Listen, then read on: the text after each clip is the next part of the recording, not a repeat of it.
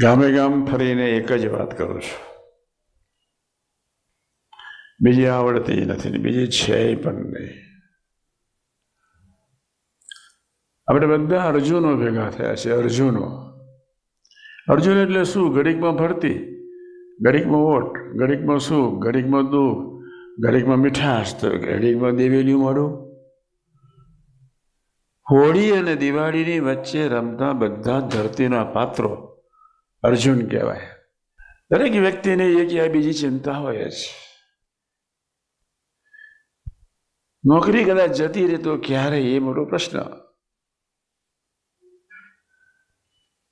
પરિવારમાં કદાચ સંજોગો આદિ કોઈ આત્મીયતા ઊભી થાય, આત્મીયતા ભંગાણ થઈ જાય તો બી પ્રશ્ન.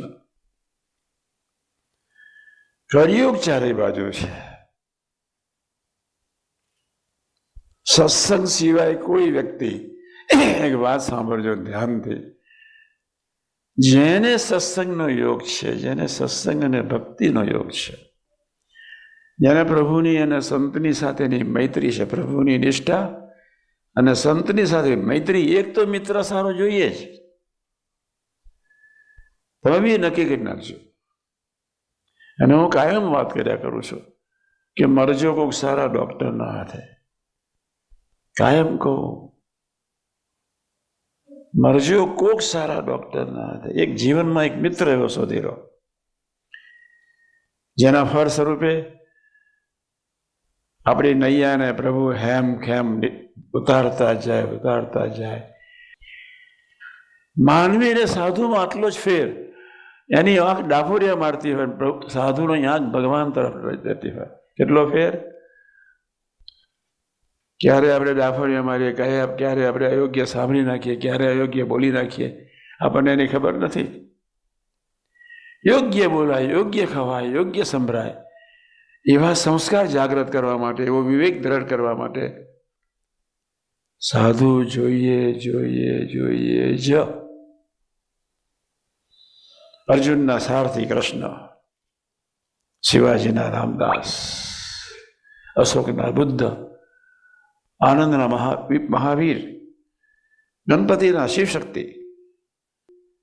સગી બે બહેનો, સગ્યા બે ભાઈને સાથે પરણી હોય, આત્મીયતા નહીં હોય. દરેકને પોતાનો સ્વભાવ છે, દરેકમાં પોતાનો માન છે, દરેકમાં પોતાનો હઠીલો સ્વભાવ છે, દરેકમાં ઈર્ષાની આગ છે.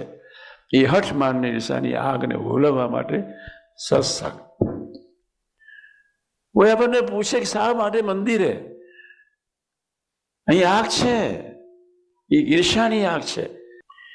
ઇવન તમે પરણેલા હો, તમારા ઘરવાળા સાથે પ્રેમથી ભક્તિભાવથી વાતો કરો. અમારી ઘરવાળી છે, એની પર મારો અધિકાર છે, હું કહીશ એ પ્રમાણે એ સાંભળશે. એ પ્રકારના કોઈ અતિક્રમણના ઉમંગના ભાવથી તમે વાતો નહીં કરતા. પ્રેમથી વાતો કરવાની, આત્મીયતાથી વાતો કરવાની, ભક્તિથી વાતો કરવાની. આપણે અહીં સુખી થવું છે. 3 શબ્દ અહીં પ્રગટાવા છે, એટલે સત્સંગ. પહેલી નિશ્ચિંતા, બજારમાં ના મળે. શુભ